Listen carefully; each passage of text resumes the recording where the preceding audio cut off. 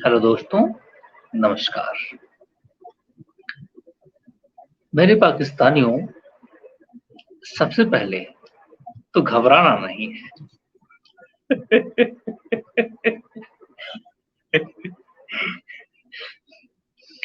मेरे पाकिस्तानियों, सबसे पहले तो घबराना नहीं है।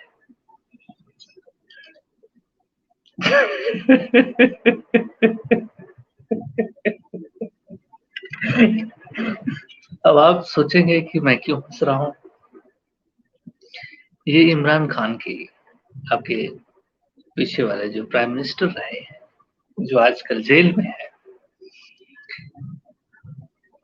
उनकी लाइन है, पहले तो घबराना नहीं है। अब घबराए ना आदमी तो क्या करे। घबराने के बाद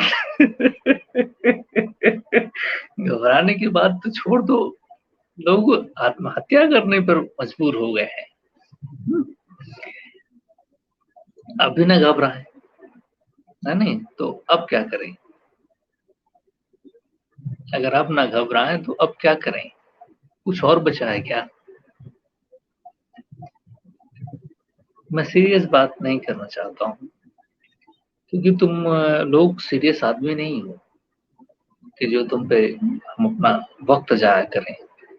आज मैं वीडियो इसलिए बनानी पड़ रही है, मैंने मैं करीब 450 वीडियो बना चुका हूँ, लेकिन मैं पहला या दूसरा वीडियो होगा मुश्किल से जो मैं अब बनाने जा रहा हूँ आपके ऊपर। वो भी आपसे मुझे कोई हमदर्दी, कोई सिंपैथी नहीं है, बिल्कुल नहीं है। मैं सच कह रहा हूँ, मुझे आप लोगों से कोई सिंपैथी नहीं है। लेकिन वो लोग जो दर्द दर्द के मारे त्राहिमाम कर रहे हैं, उनको दर्द उनसे सहा नहीं जा रहा। It is a question of humanity. उस पर हंसना, ये ह्यूमैनिटी को शर्मसार करने जैसा है।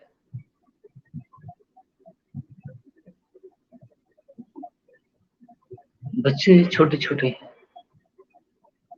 उनके भविष्य के बारे में हम मुस्लिम नहीं करना चाहते।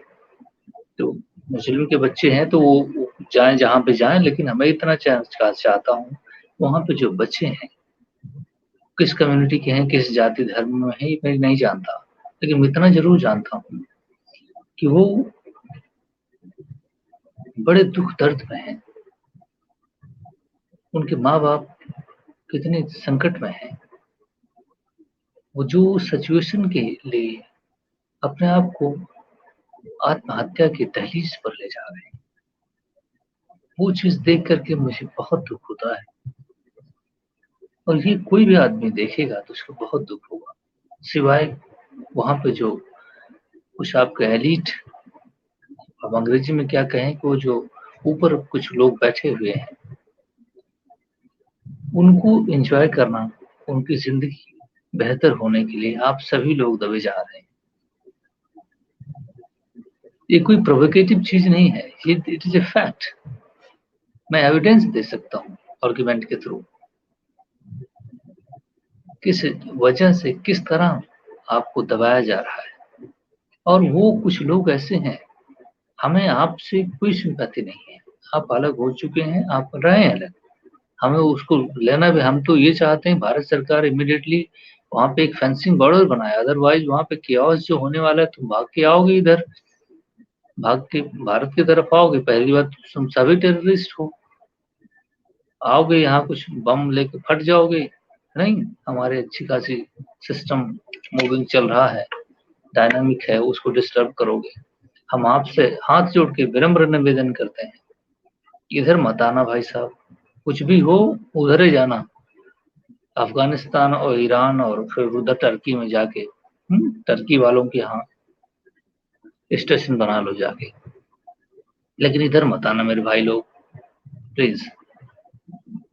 मैं तो राजस्थान के काफ़ी बॉर्डर्स पे पता नहीं रेंजर्स हैं या नहीं हैं, बाईपास करके आ जाओ। मैं सख्त निर्देश देता हूँ, भाई साहब इधर मत आइएगा प्लीज़, उधर है जिसको जाना जाइए, ठीक है। हाँ, लेकिन जो दुख दर्द की बात है, लोगों की बेसिक पीड़ा है, वो ह्यूमैनिटी के लिए केवल आपके जो लीडर्स हैं उनके दिल नहीं पसीज रहे, बाकी सभी को उसको दर्द तकलीफ को देख करके बहुत दुख हो रहा है। मुझे जो 50 से 60% लोग नीचे रह रहे हैं, बेहद दर्द में हैं। वो बिजली हो, मतलब बेसिक नीड्स जो है फुलफिल नहीं की जा सक रही है। बेसिक नीड्स हम समझने से हमारा तो सर दर्द करने लगता है कि ये किस दुनिया में रहते हो, किस दुनिया में रहते हो, बिना लॉजिक के, बिना सेंस की जिंदगी जीते हो। रिलीजन के नाम पे यार तुम तनिक अपना दिमाग खोल के कभी देखो। हम तो समझ ही नहीं पाते उसको लॉजिक क्या है। रिलीजन के नाम पे हर बात को, रिलीजन के नाम, हर चीज रिलीजन के नाम पे सांस लेते हैं, कोई शब्द बोलते हैं तो उसमें भी शुरुआत वहीं से करता है। मुझे समझ नहीं आता है तुम किस मिट्टी के बने हो, तुम्हें कैसे बना दिया गया है। जितना भी लोगों को मैंने देखा है, सुना है, अभी तुम लोगों को वीडियो बनाते हो, कभी कभी का तो आ जाती है, देख ले तो उसी वजह से मुझे दुख हुआ इतना कि मुझे कहना पड़ रहा है। मुझे समझ नहीं आता मेरे भाई लोग, इसीलिए हम चाहते हैं कि आपकी जो बीमारियां हैं, मेंटल इलनेस है तुम लोगों के साथ, उधरे रहो भाई साहब, इधर मत आओ। मैं तो सख्त नाराज हूँ। मैं चाहता हूँ मेरे बॉर्डर इतना स्ट्रांग बने कि एक सिंगल आदमी भी ना आने पाए इधर। अगर तुमको पानी प्यास लगी तो इधर से नल लगवा देंगे, है ना, उधर पी लेना, लेकिन इधर मत आना, है। इतना मैं बताना चाहता हूँ।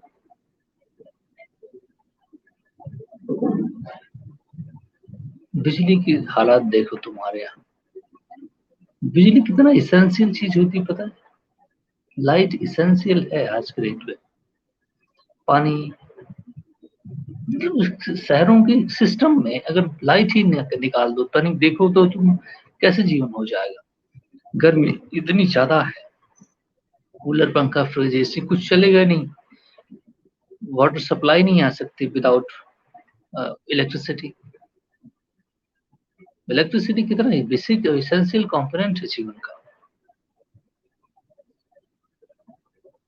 जिससे तुम सभी लोग 70% लोग महरूम हैं या उसका इतना बर्डन है।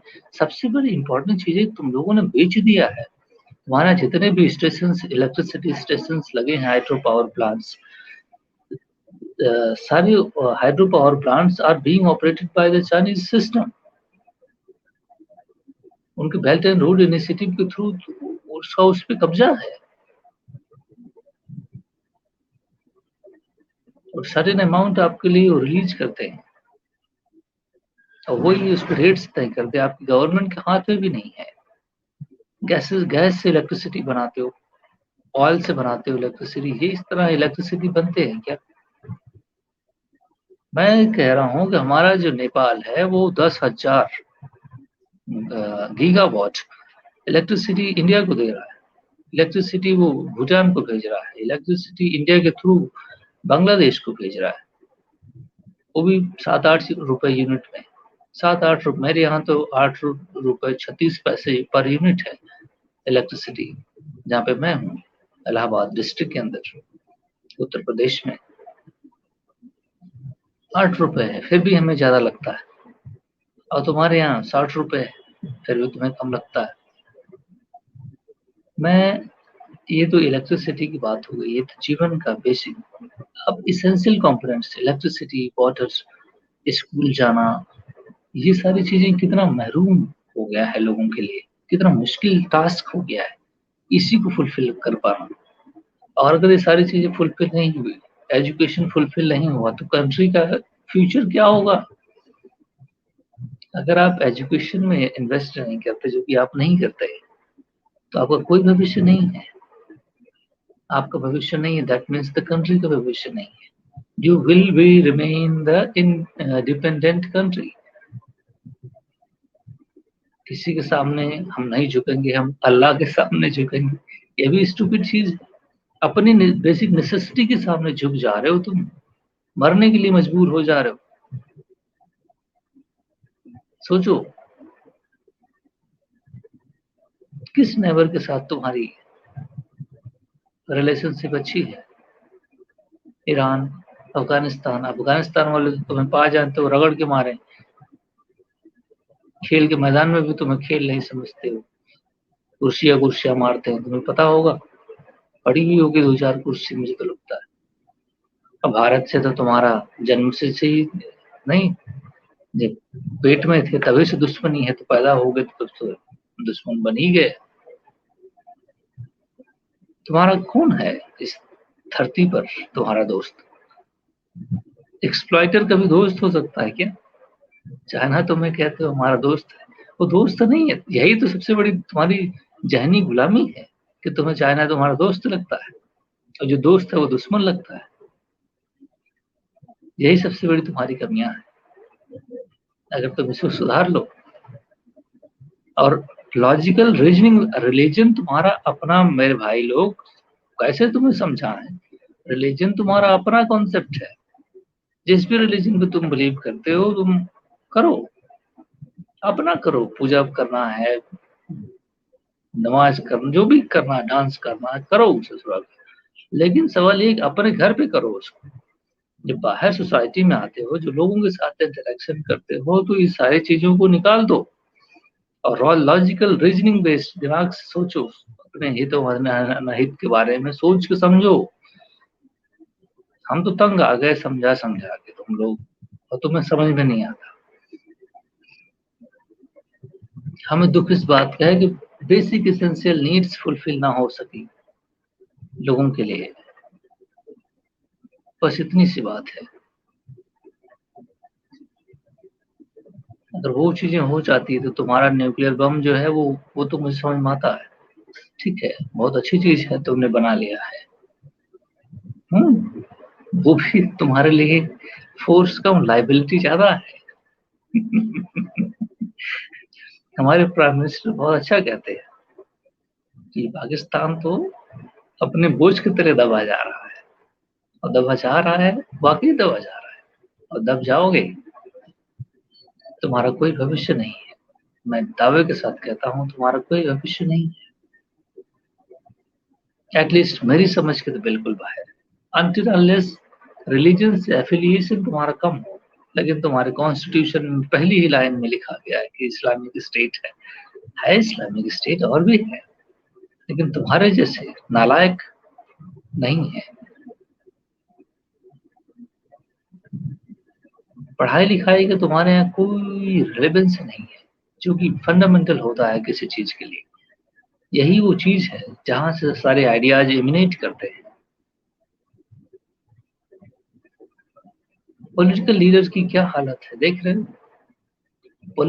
पॉलिटिक्स में पॉलिटिकल लीडर्स का क्या रोल है, आर्मी का क्या रोल है, आर्मी मैन का क्या रोल होता है, आर्मी का दिमाग किस तरह होता है, वो पॉलिटिशियन नहीं होते। आर, आर्मी के जो लोग होते हैं वो पॉलिटिशियन नहीं है, उनका कैरेक्टरिस्टिक पॉलिटिकल नहीं है। मैं एग्जाम्पल के तौर पर दे रहा हूँ, तुम्हारी गवर्नमेंट करप्ट किस तरह है, फिर तुम सोच सकोगे कि कितना बुरा है।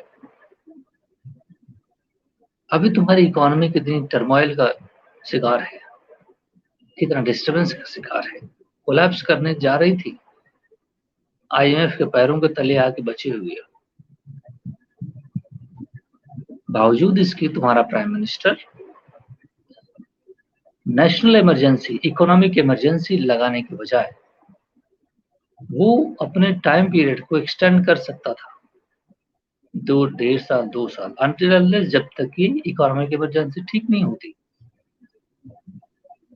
इलेक्शन, वो अभी जो बहाना बना रखा है कि अभी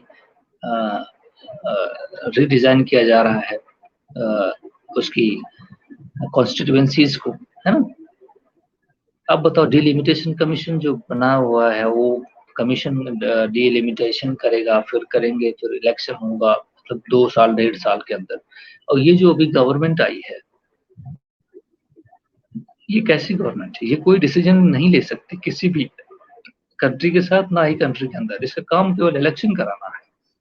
अब बताओ कंट्री इस तरह इस मोड में साइलेंट मोड में रह सकती है कि कोई डिसीजन मेकर ही ना हो उसका। कोई डिसीजन मेकर अगर ना हो तो पॉजिटिव नेगेटिव कैसे पता चलेगा? कौन करेगा इसको? किसी कंट्री के साथ बात करना हुआ, रिलेशनशिप रखना हुआ, वो डेमोक्रेटिकली इलेक्टेड गवर्नमेंट तो है नहीं कि और इलेक्शन कराना काम है, तो उसमें साइलेंट मोड में कंट्री को छोड़ दिया। डॉलर्स देखो किस तरह 280 से 315-20 हुए होंगे आज, है ना?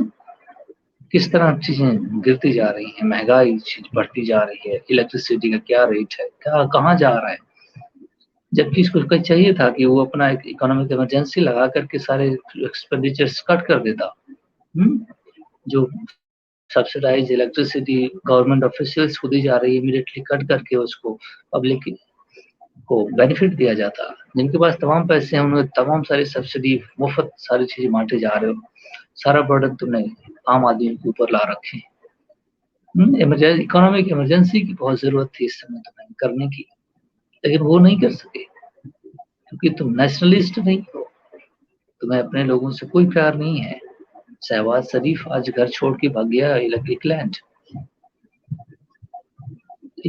इंटायर जो सिस्टम है वो एक करप्शन कोलैप्स, मेंटल करप्शन का भी शिकार है, मेंटल इलनेस का शिकार है।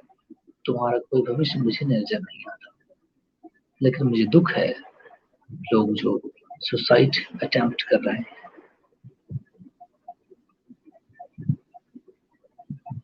Thank you very much. मैंने एक एग्जांपल दिया है कि इसको मैनेज किया जा सकता था रिस्पॉन्सिबिलिटी के लिए, लेकिन उसने नहीं किया। वो किस तरह का प्राइम मिनिस्टर है, अपने ही लोगों के ऊपर अपने देश को बेचने के काम कर रहा है वो। इस तरह देखना तुम कंट्री कोलैप्स कर जाएगी बहुत जल्द ही। डिसीजन मेकर ही ना हो, सपोज करो किसी घर में केवल एक्सपेंडिचर होता हो, कमाई कुछ ना हो, डिसीजन मेकर है ही नहीं, वो कैसे चल सकता है? और आर्मी के जो पर्सन्स होते हैं उनका काम पॉलिटिकल डिसीजन लेना नहीं होता। किसी कंट्री के साथ जैसे इंडिया के साथ भी बात करना हो तो आर्मी पर्सनल कभी बात नहीं कर सकता, उसके लिए लेजिटिमेट प्राइम मिनिस्टर चाहिए। क्योंकि डेमोक्रेटिक नेशंस के साथ अब केवल चाइना और यूएस ही के साथ या सऊदी अरेबिया के साथ आपके आर्मी जनरल्स बात कर सकते हैं, है ना, कि वो इसको लाइक करते हैं। बाकी किसी और कंट्री के साथ इनका रिलेशनशिप आर्मी जनरल्स नहीं कर सकते, क्योंकि वो they are not legitimate person, है ना, वो रिकॉग्नाइज्ड नहीं है। प्राइम मिनिस्टर उसके लिए रिकॉग्नाइज्ड पर्सन होता है, प्राइम मिनिस्टर है ही नहीं तुम्हारे पास, तो स्टेट ऑफ टर्मोइल में हो। आई एम सॉरी टू से this on behalf of those who are suffering। मैं चाहता हूं कि आप सभी लोग इस सफरिंग से बाहर आ जाएं, लेकिन ये पॉसिबल नहीं है क्योंकि जिस स्ट्रक्चर में आप दबे हुए हैं, जिस स्ट्रक्चर में रह रहे हैं, वो आपको इमेंसिपेशन नहीं देगा। And you are bound to be, you know, feel the heat. Sorry for this. अगर कुछ बुरा कहा हो इमोशन के दौरान तो ध्यान में रखिए, लेकिन मेरी फीलिंग्स यही है आप लोगों के लिए। आप लोगों ने इतना तंग कर दिया है कि बहुत तकलीफ होती है जब इरेशनल इलॉजिकल थिंकिंग आपकी होती है ना, बहुत गुस्सा आता है। कोई भी बातचीत किया करो थोड़ा लॉजिक के साथ, है ना? अच्छा खुशी, मुझे खुशी होगी एटलीस्ट। Thank you.